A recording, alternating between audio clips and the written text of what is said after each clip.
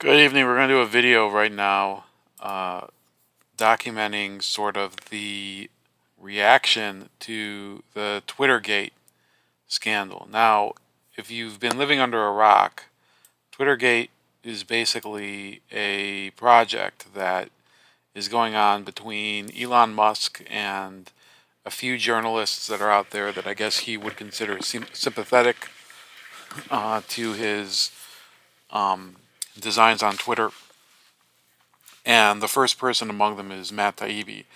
And what was revealed this weekend were a number of communications that were made by Twitter executives or senior people with some people at the Department of Justice and other agencies that helped to censor the Hunter Biden laptop story as released by the New York Post.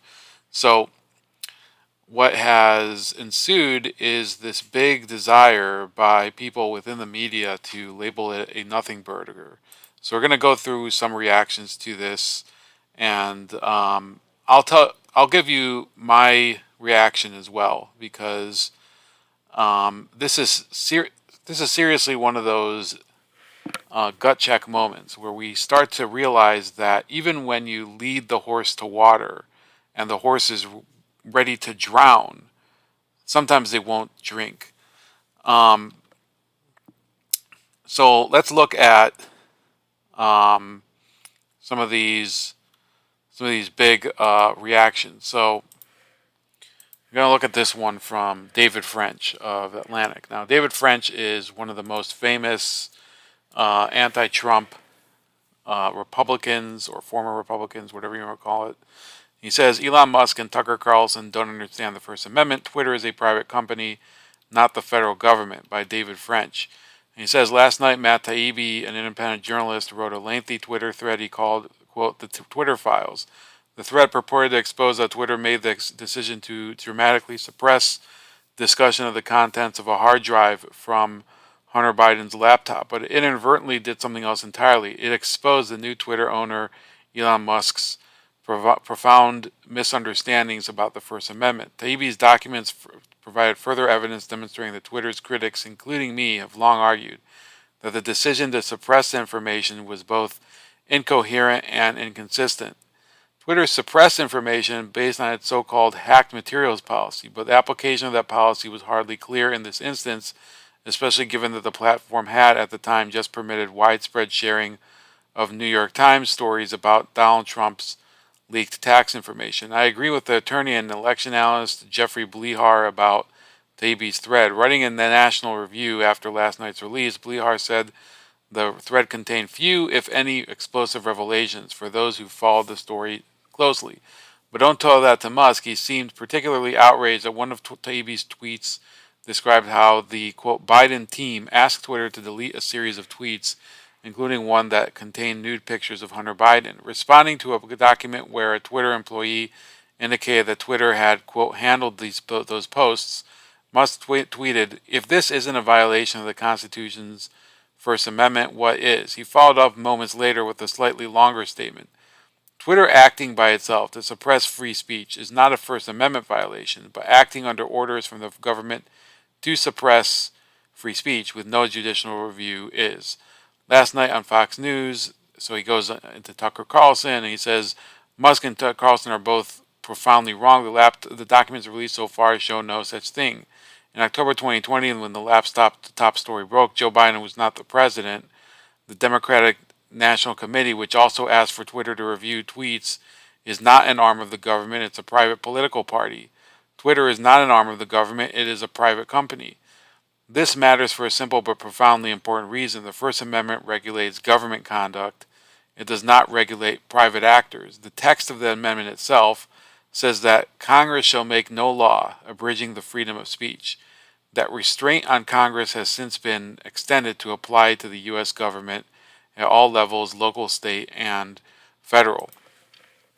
So, from my understand, um, this is not limited to just an issue of who decided who decided this would be just censored or whatever. It was also an issue of here. This is from Andrew McCarthy. How the FBI's not in a wink got social media to censor the post Hunter Biden supporting. So what David French is doing is he's basically trying to take this whole case and say, while everything that was done in relation to the Hunter Biden story was not within the parameters of ethical journalism, at the end of the day, nothing here was illegal, and therefore we don't have to actually worry about what was done because, after all, it was Twitter's prerogative whether to censor or not. It was the Democratic National Committee that went and requested that this be done, and neither of those are state actors, so therefore everything's kosher according to the law. That would be their interpretation. It says this is from Andrew McCarthy. It says, "Stop looking for a smoking gun. That's not how this game works. Just as it did in 2016, the Democratic Party colluded during the 2020 presidential campaign with FBI leadership. It's like-minded transnational progressives in the loose-lipped community of current and former national security officials and the media. The objective in 2020, as in 2016, was to try to drag a weak, deeply compromised Democratic candidate across the finish line. The scheme worked in 2020 where it failed in 2016. A big part of the difference was Democrats and their collaborators put major 2020 emphasis on social media platforms such as Twitter and Facebook, which had served Donald Trump well in 2016. The result was the systematic suppression of the Biden family corruption scandal, the staggering millions of dollars that are now known to have been poured into the Biden coffers from agents of such authoritarian anti-American regimes as China and Russia and such corrupt ones as Ukraine. Joe Biden is in it up to his neck. Although the media Democrat complex continues branding the scandal as, quote, the Hunter Biden probe, the better to obscure the president's complicity.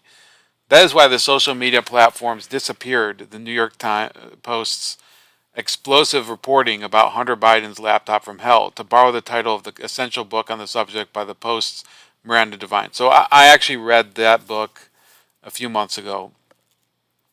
And to tell you the truth, it contained a lot of details that I'd already known. So it's a good book, but a lot of the story's already been out there. So unless you're somebody who's been completely in the dark, I don't know whether it would be a good recommendation or not.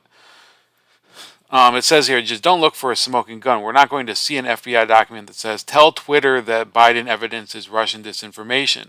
When the new chief twit, Elon Musk, that's, by the way, his, I think it's his Twitter handle, so he's not insulting Elon Musk. Elon Musk gave himself that handle as sort of self-deprecating humor.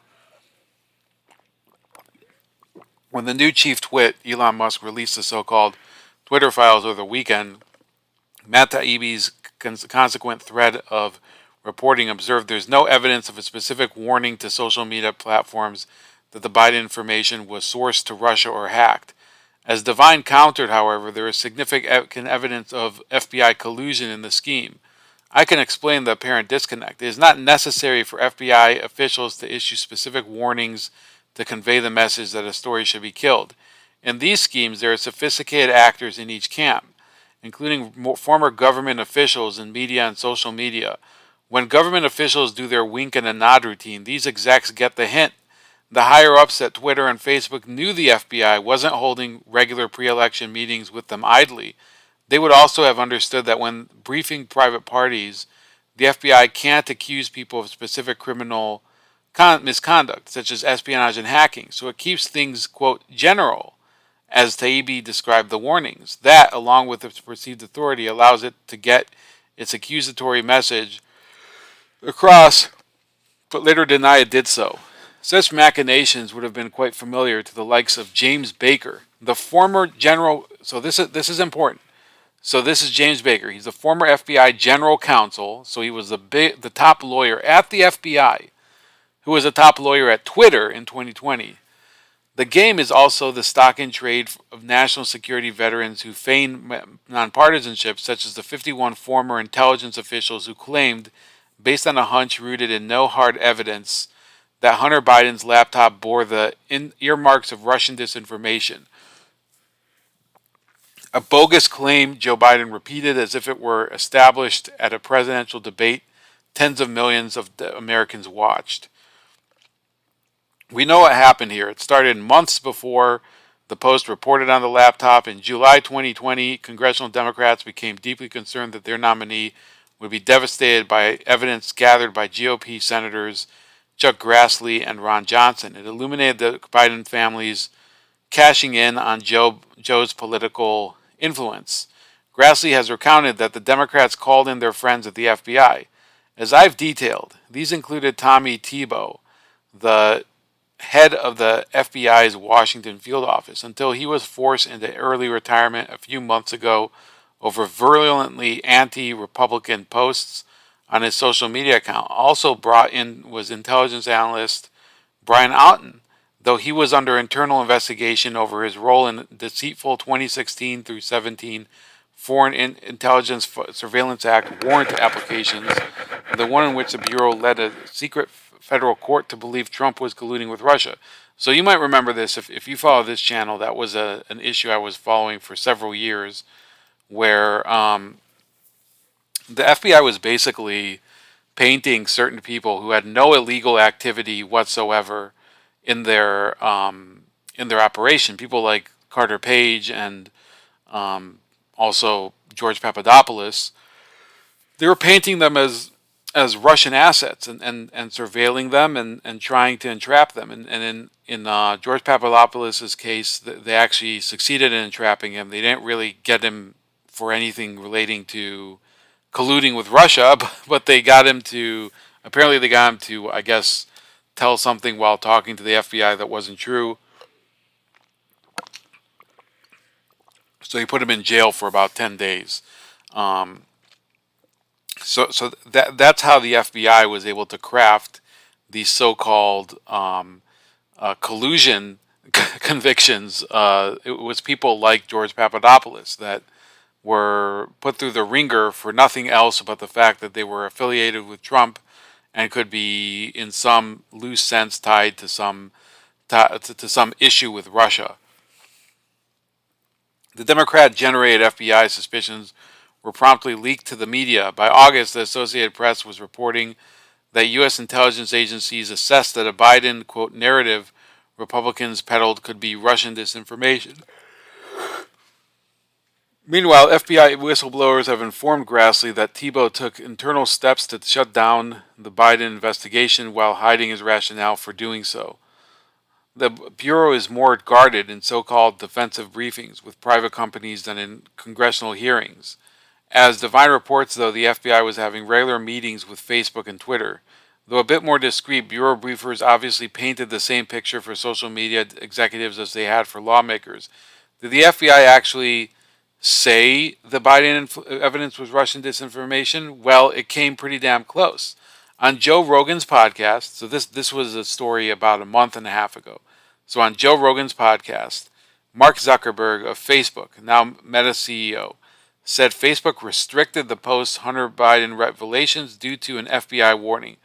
Just as there had been quote a lot of Russian propaganda in the 2016 election, the Phoebes admonished, Facebook should be on high alert that there's about to be some kind of dump that's similar to that. The Bureau's electioneering on Biden's behalf was so patent that when it was called on it, the FBI pushback was meek. Yes, we provided foreign message indicators, but we of course cannot be responsible for how social media companies choose to act on those indicators. Sure. So basically the big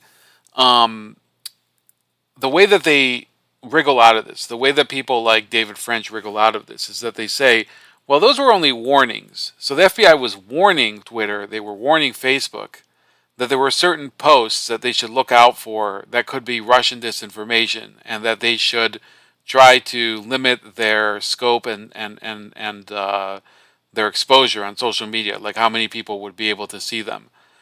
But that does not constitute censorship, because at the end of the day, Twitter or Facebook could have just decided not to look at those posts that way and not to censor them. They had the choice at the end. All we were doing was giving them indicators, right? The fact that they chose to act on those indicators isn't our fault. It's not our fault we told them this is what to look for and you should do this when you see it. It's their fault that they listen to us. That's like the ultimate cop out. And yes, it was an FBI state actor that decided to go and do that. But because they make it vague enough, as Andrew McCarthy, who's a former federal prosecutor, he was a person who prosecuted people for the 1993 World Trade Center bombing. Um, he's explaining this is how they get out of this smoking gun. So then he continues, it's the same story with Twitter, whose in-house lawyers were getting the same, quote, suppress it message from the FBI. The internal files Musk released illustrate that Baker, the former FBI general counsel, was urging his colleagues that based on the circumstances suggesting, quote, the materials have been hacked, it was, quote, reasonable for us to assume that they may have been, and that caution is warranted. So understand what this means. There was a person at Twitter working as a legal counsel on behalf of Twitter who had a past at the FBI. He was the FBI's legal general counsel. What's not written in this article is that he also had a central role in the Russian collusion saga. He was one of the people that was serving at the time as part of the probe, along with Peter Strzok and Lisa Page, two of the people that were central actors in the Russian collusion narrative. So basically, you had a person that the FBI had as an in with the company who was taking the information that the FBI was feeding him and telling Twitter what to do based on that. So if this is another dirty way that they get around direct federal censorship. All they do is they have the same person who they've had working for them for many years. He's now working for the private company, and they feed him the information. And now it's not the FBI telling Twitter to censor it. It's a former FBI person working for Twitter who is taking the FBI's advice and then censoring it. So that's the brilliant way that they decide to commit censorship, and then look at the easy legal loopholes that they can implement in order to avoid liability. So then he finishes, caution meant suppression, just not in so many words. That conclusion was fortified on October 19th when the 51 former national security officials issued their gratuitous evidence-free letter. They were careful not to come out and say the Hunter Biden laptop was Russian disinformation, but they did say more than enough for the Biden campaign, Democrats, and social media executives to connect the dots. That's how this game is played. The players know exactly what they're doing. They say enough to endorse the lie, but leave themselves room to deny that they did so. They think we're idiots. And by the way, so I'll add this. Andrew McCarthy is, he's generally been a Republican, and that's something that people will probably point out as, a strike against him. But anytime I've heard him on the radio or read his pieces, he's actually pretty critical from a legal sense of Donald Trump. He says often that, yeah, Donald Trump is in severe legal trouble over various different actions they did. He said this, for example, during after the Mar-a-Lago raid, saying, yeah, if having this classified information, it could be a legal problem for Donald Trump. He doesn't have it in the clear just because he says he can declassify by himself. So we're not talking about somebody who's this blind lackey for Donald Trump. Here are some other reactions. Caleb Howe is a reporter for media. I read this the first time. I was like thinking, is media really caping for Hunter Biden at this point? And then I realized that they were collecting the dumbest people who were trying to say that this isn't a story. So he goes and collects these. I don't know how many I'll get through, but this is from Ben Collins of NBC. It says, imagine throwing it all away to do PR work for the richest person in the world, humiliating S. So Caleb Howe did he made a construct tweet. He says, inserts, say, formerly respected or once great, etc., Matt Taibbi, call it PR or comms or like that, for the world's richest man, the richest person in the world, or so on. Quote, tweet thread, hashtag optional. That's it. That's the tweet. So, that's how he's looking at all these people who are on the left, quote unquote, and commenting on Twittergate. So these are people who, many of them, cut their teeth as anti-war people back in the day, who were criticizing the U.S. efforts in Iraq and Afghanistan and the war on terror. And now that the federal government is actually doing all the things that people were worried about when the Bush administration pushed through the Patriot Act, now they are pretending as if that is just a bunch of right-wing hysteria, that these are a bunch of traitors, that they don't care about national security, and that really all of this is a bunch of caping for Elon Musk and his evil capitalism. So Chris Hayes is here. He says, watching some of the most famous, most powerful, and richest men red pill themselves into disaster, pretty wild. That's his comment on it. Mehdi Hassan. Okay, Mehdi Hassan, who recently defended Qatar. Qatar, as the World Cup hosts, who are now having all of their human rights abuses of migrant workers exposed, having many of them die in order to build soccer stadiums. So what he said was, imagine volunteering to do online PR work for the world's richest man on a Friday night in service of nakedly and cynically right-wing narratives, and then pretending you're speaking truth to power. So again, this is a person who's judging Matt Taibbi for talking about the story that Elon Musk wants exposed about the company that he took over and the problems that it's caused. And Mehdi Hassan has made his quest over the past few weeks to defend Qatar, this oil-rich Gulf Emirate that they have a very abusive relationship with workers. They're extremely, by the way, they're also extremely intolerant of the gays, apparently. All of these values that supposedly Mehdi Hassan holds very dear and true in America, gay rights and standing up to the powerful, speaking truth to power, but it goes out the window when it comes to Qatar, a country that he used to work for. Elias Cepeda says, watching Matt's unbelievable fall into lazy reactionary commentator and now PR hand for the world's richest man is depressing. And then he quotes Justin Baragona, who's this extreme loser. He's a guy who basically spends all of his day criticizing Fox News. That's his entire life. Simon Owen says, from calling Goldman Sachs a vampire squid to giving free PR to the world's richest billionaire, man, what a career journey. Justin Schreier says, this thread could be taught in journalism school as evidence of the importance of editors. Editors are great, not just because they make your work sharper, but because you can ask them things like, hey, should I be doing PR for the world's richest man on the planet? And they'll say, nah.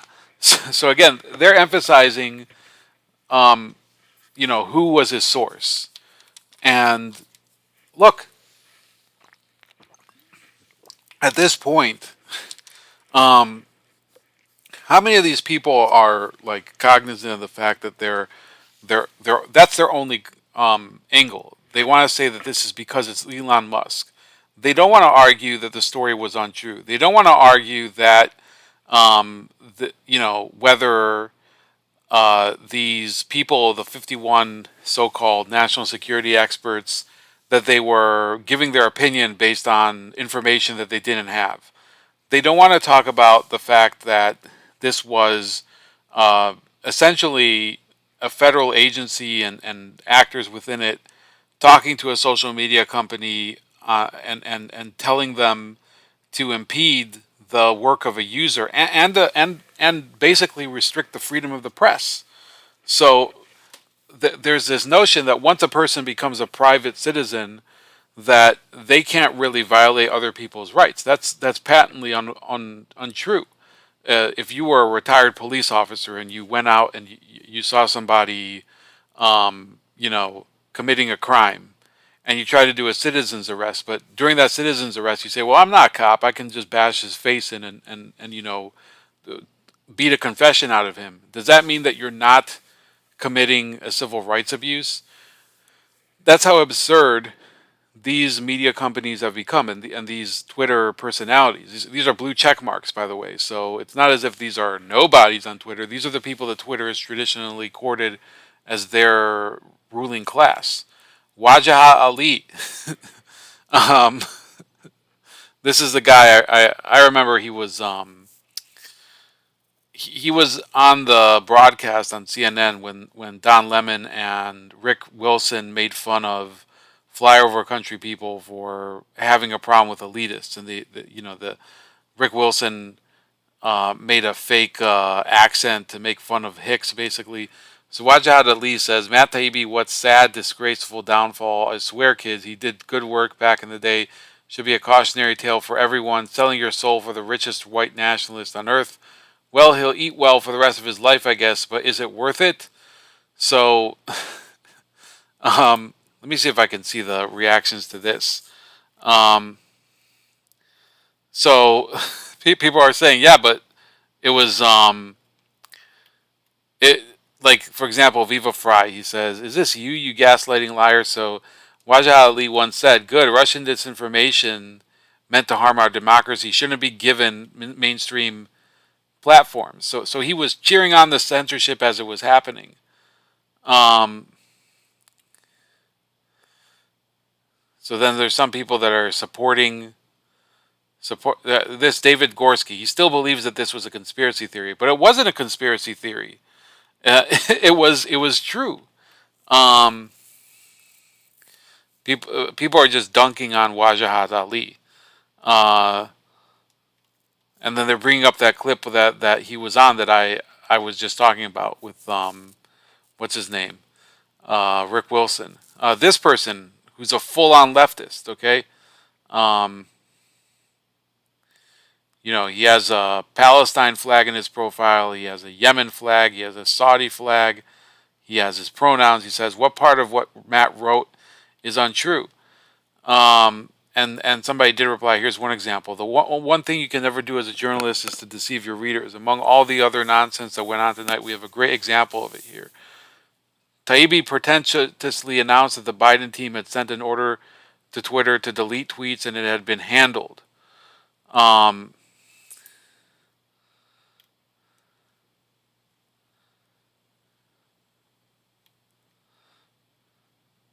then they go down this little rabbit hole.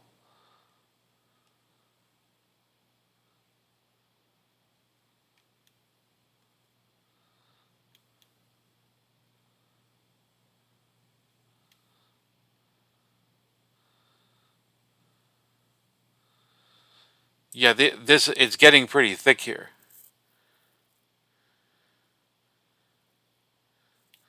So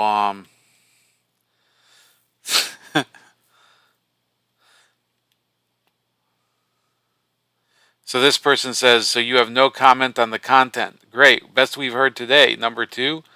Um,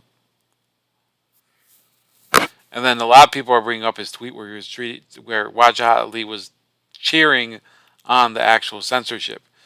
David Fair asks, why? Because he is exposing both parties pulling the strings to manipulate all of us, or exposing the same who are holding your strings. Sad. Um, so even over here it says, this is Christopher Tremoli. It's funny seeing people like you have a meltdown because you can't handle the truth. You whined about subverting democracy, yet in reality, that's all you really want to do. You just want to make sure it's done in your favor. So that's enough for that one, one tweet that just got slammed. This person, Jason Wilson, says, I know he's telling you what you want to hear, but that doesn't change the fact that he's working PR for one of the richest men in the world. So again, they just keep repeating the same thing as if it really changes anything. This person down here replies, he didn't get the story. It was handed to him so he could do PR for the world's richest man. So this is not what PR is. And I'll explain why it's not PR. Elon Musk now owns Twitter.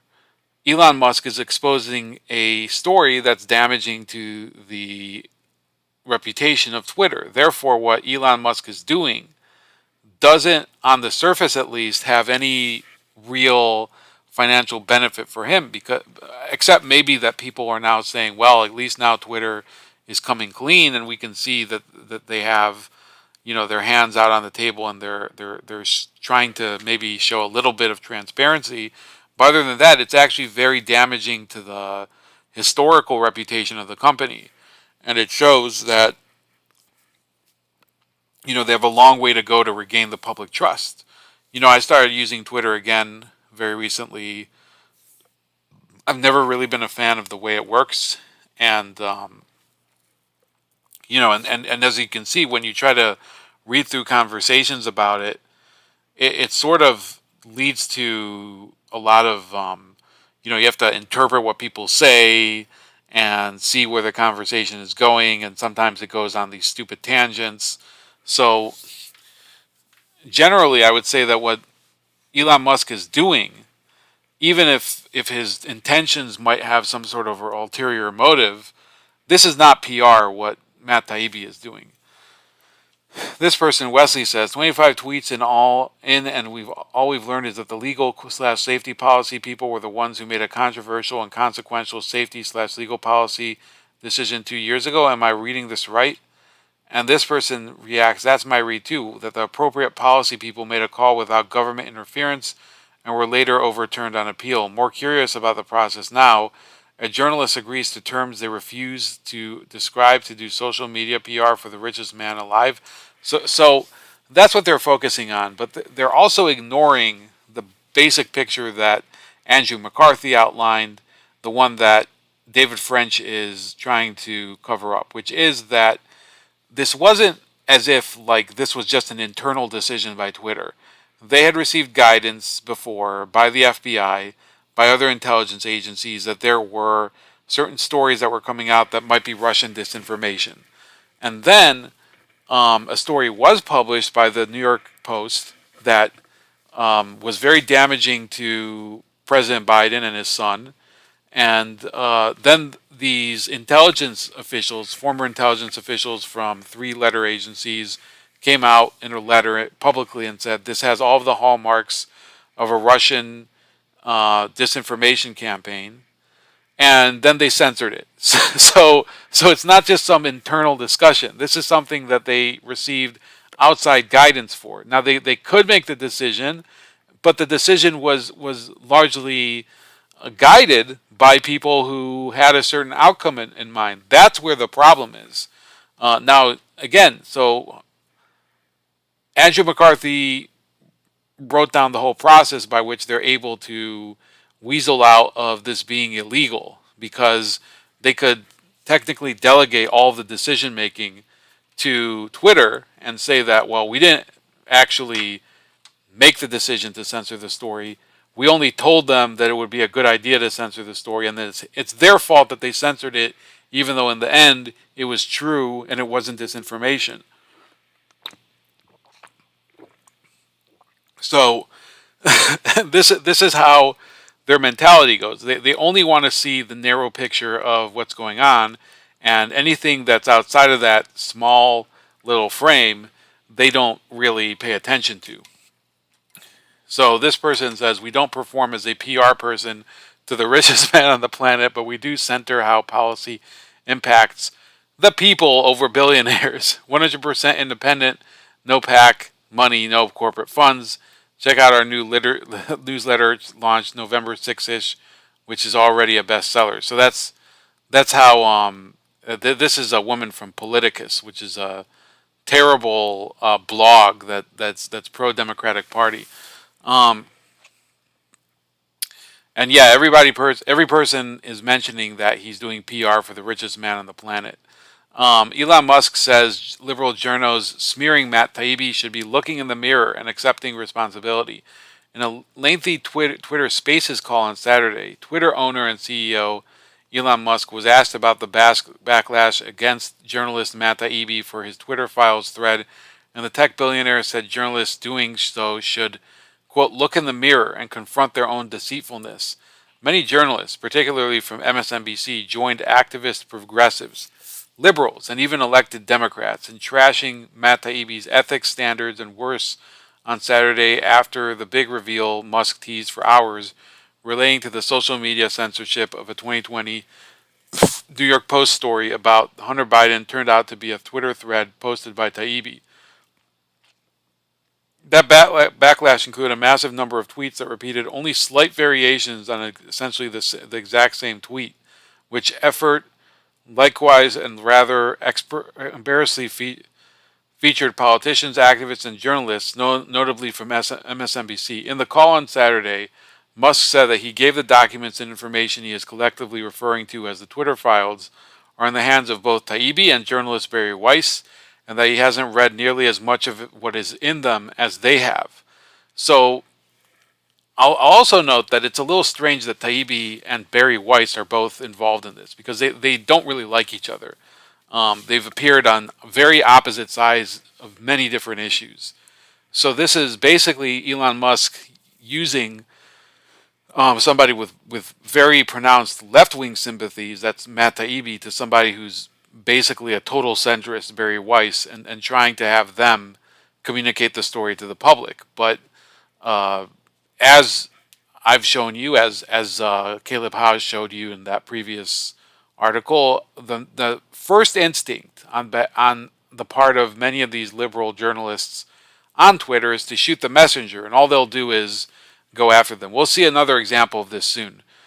He made the claim several times, indicating he told the two journalists to expose whatever they found that they thought was of public interest rather than reading through it himself. Newsmax's Eric Bolling at one point asked if there was indication in any of the files that there was, quote, collusion with other social media sites such as Facebook and TikTok. I've not directly seen that. I'm not saying it doesn't exist, but I have not seen it yet, said Musk.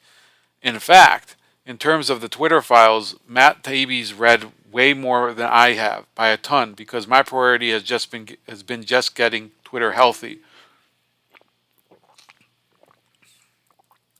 I've read hardly any of the Twitter files, he said. Musk was also asked by podcaster Clayton Morris for his thoughts on the reactions to Taibbi over the release of the data from the files. So then he goes into the fact that people are really, wrongly piling on Matt Taibbi, and I agree. I would probably say on political issues I don't agree with Matt Taibbi, but he's exposed a number of very important stories. So, you don't have to be a person's biggest fanboy in order to acknowledge sometimes they are bringing something to the table that is important to look at, and that's the only way to honestly evaluate information. This is a story that they're really pumping right now, which is Matt Taibbi's history when he worked in Russia. So they're talking about these incidents that he had where he published in his memoir that when he was in Russia, he would basically do all sorts of very naughty acts with Russian hookers and things like that. It says here, talking about blowjobs and having them have to take, backdoor action from him and things like that. Now, here's a tweet. It says, "There's a whataboutism I was waiting for. I might as well show you this Nazi and his group, Rusish, that has been fighting for Russia since 2014 in Ukraine." So, I don't know what this has to do with anything. Let me see here.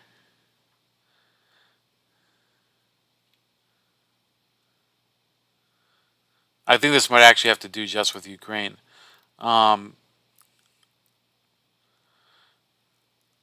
People are just, some of these Twitter profiles, they're complaining about the fact that he was somebody who was involved with Rolling Stone. It says, again, Matt is still pissed a journalist found out about his misbehaving in Russia, heroin, inappropriate behavior with staff and prostitutes. Also, other than Rolling Stone, which dropped him, his conduct on the Kerry campaign bus, This is Viking outfit and on acid burned him too. So what's ironic is that if okay, if he was addicted to heroin, which I don't know the story, but if he was addicted to heroin, then he's basically shaming Matt Taibbi for his heroin addiction, which is the same thing that they complain about when people take Hunter Biden to task, that they're shaming him for his crack addiction. What's good for the goose isn't good for the gander, according to the the people who um, the people who hate Matt Taibbi, they'll go after him for the same things they say you're not allowed to talk about when it comes to Hunter Biden. Um, so this is a person replying. This is also funny. Care to start a Twitter thread on how Trump's team paid off Stormy Daniels prior to the 2016 election, or his ties and payments to Russia and North Korea that were buried so as not to hinder his chances against Hillary. Again, so these are topics that were covered a lot and were not censored. So that's really um, that's really the way that these people pull it. The issue here was that there was a lot of information that was going on. A lot of information that they were attempting to publish relating to Hunter Biden's ties to Ukraine, ties to China, and then also his addiction and his compromising behavior and his frankly outrageous outbursts at people within his family and things like that. Those were the issues that people were trying to bring to light. So those were the things that were being censored, and those are the things that Joe Biden was trying to say that he had no connection to. He was saying that he has no connection to Hunter Biden's business dealings, and all of that's turned out to be a lie. But now these people want to talk about Stormy Daniels, which was a story that the media ran away with all the time. They didn't censor it at all. In fact, they overplayed it, and eventually it blew up in their face because her lawsuit failed, and the attorney that was handling the lawsuit ended up going to prison for his use of basically his non-payment of whatever money that he owed her. So that was a tremendous disaster, the whole Stormy Daniels affair, and it never actually proved any legal wrongdoing on Donald Trump's part. So yeah, they're really piling on on Matt Taibbi. Um, this person says, "Hope you have your tickets from Putin for Russia, broski, because you aren't going to be welcome in the USA after working for the FSB like Assange, Snowden, and Mike Hastings. Be careful driving. It's dangerous out there, sweet pea. Sincerely, your favorite wet worker down on the farm." So this is a person who, um, you know, I don't know whether this is a joke, but this would actually qualify as a threat. So I actually am going to report this. Um,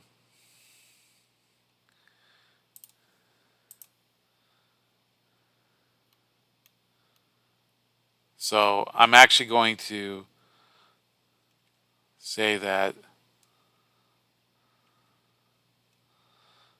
this is actually talking about threatening to. You see, threatening them with violence. This is a tweet threatening him with violence.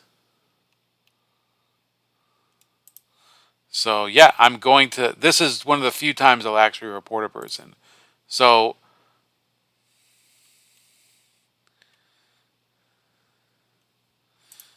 um,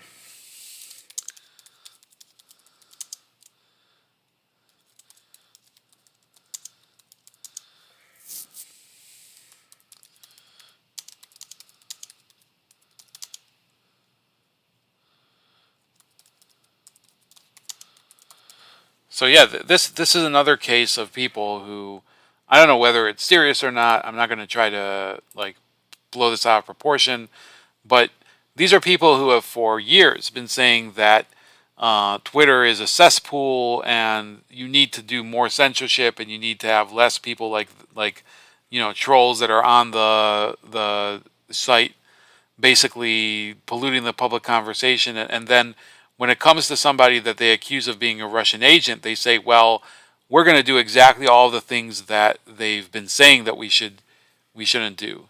And I think that this is a person who is they're following Mueller She Wrote, which is that stupid podcast that talks about all of this. Mueller She Wrote was one of these people that said, "Oh, Trump is going to be arrested any week now."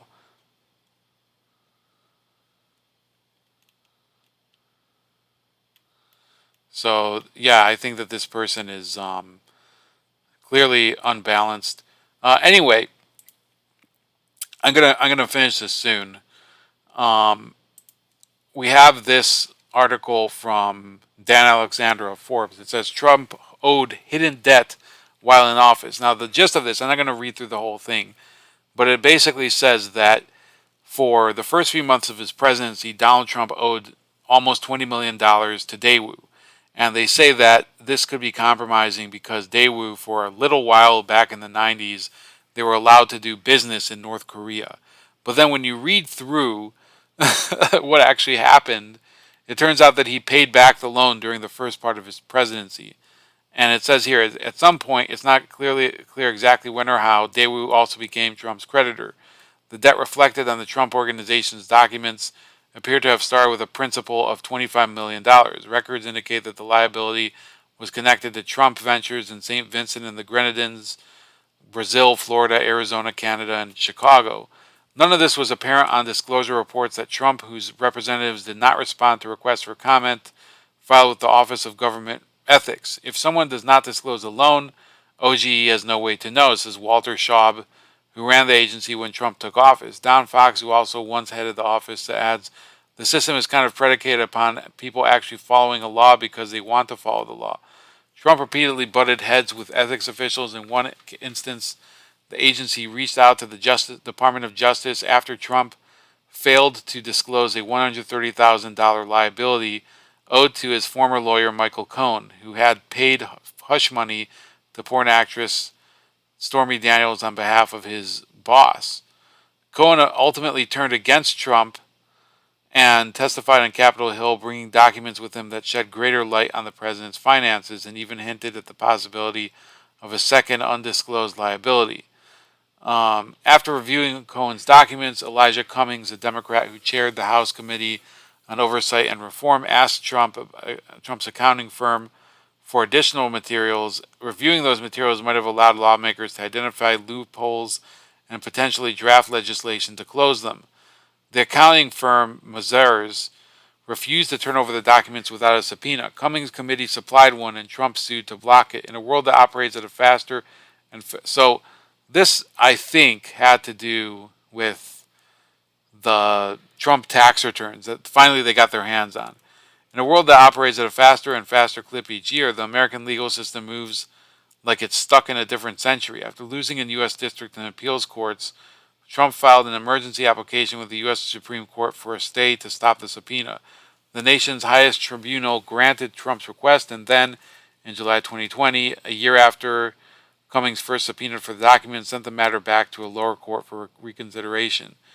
Um, and anyway, uh, here's the bottom line. Okay, it seems unlikely that Congress is going to tighten up disclosure laws anytime soon. However, the former president's allies won back the House of Representatives last month, and Trump announced another run at the White House shortly thereafter. Republican House members probably will not want to pass a law that could expose their party's frontrunner for the 2024 presidential nomination. Democrats have had their time in power when they could have theoretically changed the laws. Trump, using the courts, managed to run out the clock. So that's what they're saying, that he didn't do anything technically illegal. So we needed to know what he hid from the office in order to figure out what loopholes to close. So that's their attitude, that whatever Donald Trump did that was not illegal, we have to change the law in order to make it illegal because we have to get him. But when it comes to things like the FBI trying to get Trump by feeding advice to social media companies and telling them what to target with their censorship, that's all fine because it's in the end it's the decision of the private company to do it. It's not the fault of the federal government and its various surveillance arms that they try to skew the election by telling these social media companies what to censor and what not to. It's totally the fault of the private company in this case. Anyway, that's about it. I do want to encourage you to um, see me on all these different social media sites. Come and join me. You have all of them here as soon as I can get it to move up. So now you have me on Odyssey, Rumble, BitChute, YouTube, Podbean, Gab, Mind, Substack, Telegram, Getter, Truth. I don't really use Call-In, and you can also see my Twitter there, Razor Sharp Report or Razor Sharp Rep, and I'll have I hope you have a great Monday, and just try to laugh as long as you can, because it's obviously a difficult time to have fun with anything. So you might as well use a few things you can.